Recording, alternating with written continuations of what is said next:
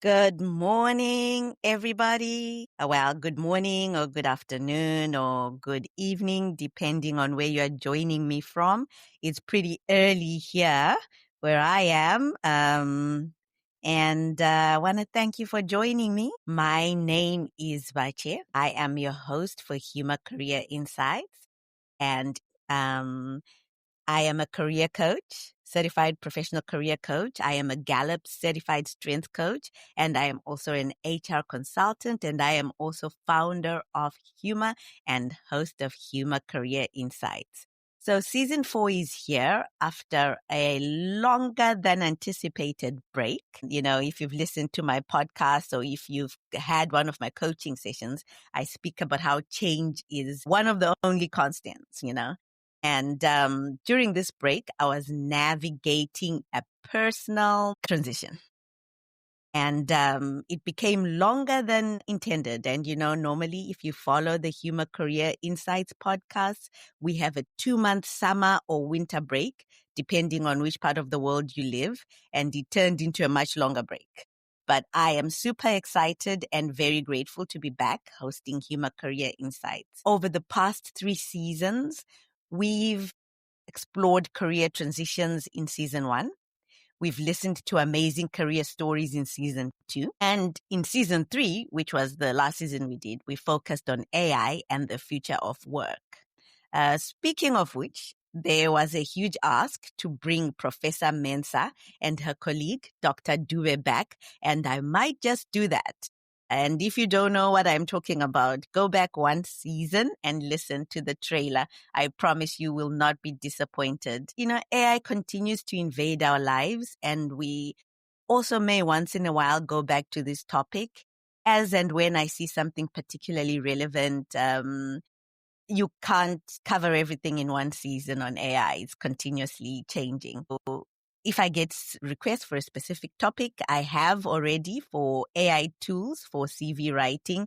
And, CV writing, CV revamp continues to be one of the things I am constantly asked for. And I think I may need to have a webinar or something like that to just focus on CV writing, CV revamping. The world around us continues to change. But as the world changes, so do the ways we must define career success. As a career coach, one of the things we talk about, and I have a transitions program, and in that transitions program, I have a session where we spend time on purpose and success. And, like I said, change is one of the only constants. Career transitions seem to be the main thing that I am requested for coaching. And we spend time talking about purpose and success just to get those sails corrected. And one of the questions I ask is, what does success look like for you? What does it look like in the short term and in the future, perhaps for the next 5 years? You must remember that this question here it doesn't say what is success. No, it says, what does success look like for you? And not to your boss, not your spouse, or to your parents, but to you. We extend that question with the question, if you could do one thing and knew you would be successful, what would it be? And I always say to the people I'm working with, to my coaches, there are no restrictions here. I very rarely get an answer that is tied to the person's work career or what they studied. Most of the time I hear things like, I would write a book, I would be a chef, or I would bake, I would open a hair salon. One time a finance person mentioned they would love to do archaeology and dig up bones. It's very rarely connected to the career they're in. And in season 2, the power of storytelling, I would start my conversations by asking my guests to imagine that they were at a dinner party and the host was the only one who knew them, and how would they like to be introduced. None of my guests spoke about their job title. It was never, I would like to be introduced as director of such and such. Mostly it was about the things they had achieved or were most proud of, things like their family or a passion. A great reminder that knowing your purpose gives meaning to life. Like finding your ikigai.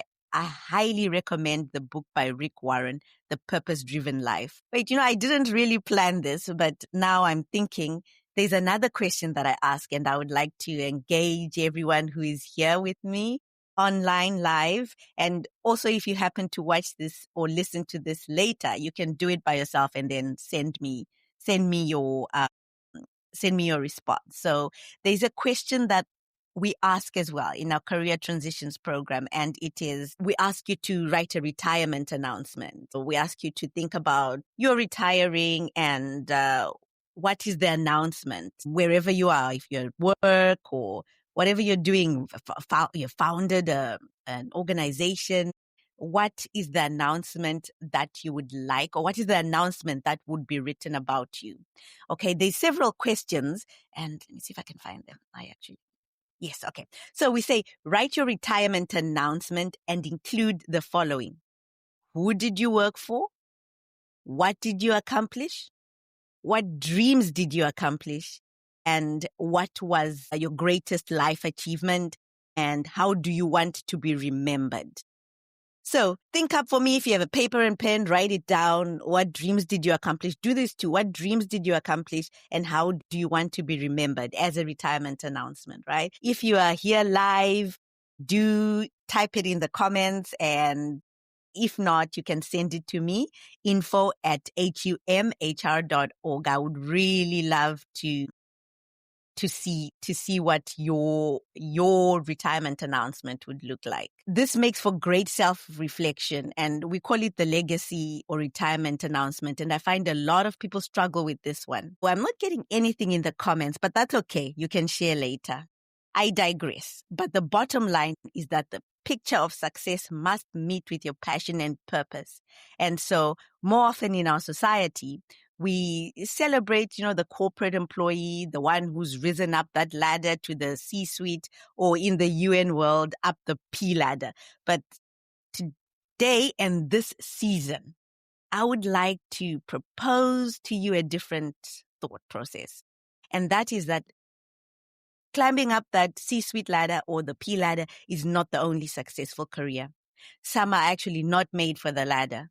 Some are content to build their own ladder. And season 4, welcome to season 4. Season 4 will position entrepreneurship as a valid and respected career path, not a fallback, not something that you do because you either couldn't get a job or you got laid off, but something that you're passionate about. And that sometimes you actually even quit your job for that. Something that you've built yourself. And that could be what your definition of career success is. But don't get me wrong here. There are people whose actual choice is to climb up that ladder. And that's what I do. I'm a career coach, right? So I work with those people and I help them to climb up that ladder in what they see as success and in the best way possible for them. So your career success could be being able to step out of that corporate or that job rat race. And, right now, everywhere I look, and I don't know about you, maybe you're also seeing it, organizations are restructuring, posts are being abolished, and you may be affected. And so many talented people, they are left wondering, okay, what now? And yet at the same time, there's a flip side of the story. I see other stories where people are building things, starting side hustles, small businesses, passion projects, basically turning uncertainty into possibility. And I have a friend who has started an amazing juicing business. I'm trying to convince her to come on the show and share with us her entrepreneurship story. It's such an inspiring story. It's actually based on her passion. Her passion is wellness. And this is how the juicing business was birthed, out of that passion. When I look back at my own career, it never quite fit inside the walls of, the regular traditional organization. I was a great employee. And you know what? If you hire me right now, I would be a great employee. Said in the beginning, I'm a Gallup certified strength coach. And when I did the assessment, one of the things that came out was that one of my top 5 is achiever. My first is developer, which is why I have such a passion for coaching. But one of my talents, one of my other ones in the top 5 is achiever. That's my executing theme. And that means that I work hard. I make sure that things are completed. It drives me. And I had this aha moment when I did that assessment, because I realized why I used to work so hard, why I used to excel in the workplace. And that achiever, it also drives me now in humor. But I was an innovator and I was a disruptor at heart, and I was in HR, and I was in HR in the corporate world, and it didn't always allow space for that creativity, for that spark to build something new. And I found expression and fulfillment in that, in self-employment. And now I'm an HR consultant. So I do really well at going into an organization and coming and saying, okay, these are the HR systems and what works, what's not working, the culture, and I give recommendations. And, so back to self-employment, it came about as a necessity. It wasn't necessarily a choice, For me, I did want to climb that ladder. Even if I knew I wasn't completely happy within that structure, I did want it. And, good paycheck, and for that societal approval, I did want to reach that C-suite too. But the circumstances, I was a trailing spouse, and that ensured that I couldn't maintain that path, as I was always moving. And when you're always moving and starting a new job, you're starting at the bottom of the ladder again. In a new location, everything, new countries, you're always starting at the bottom of the ladder. And so I was constantly looking for work. And my journey to becoming a career coach is an interesting journey that I go into in detail in the second season. I think it's episode 6 or 7. And in case you want to fill in those gaps that I'm not going to go through today, do go back and look at it. So back to introducing season 4, which is the whole reason for this live session, right? So let's ask questions. Does being self-employed, does it make my career any less commendable than those who worked the corporate ladder and became directors? In fact, does it mean that I have a career, or did I drop my career for self-employment? Perhaps, perhaps not. It would depend on what success means to me or you. If your dream is to one day step out of the rat race or step down the ladder and go into self-employment or become an entrepreneur, how can you do that? How can you turn that side hustle into a viable business? Is it ethical to have a side hustle while having a day job? Lots of angles. And this season, we will ponder on all those ideas. Let's consider that entrepreneurship can be a career choice instead of a fallback or a phase. It's a path that demands vision, resilience, and courage. Whether you're leaving a job by choice or by circumstance, whether you are thinking about farming, juice making, consulting, or career coaching like me, your work still matters.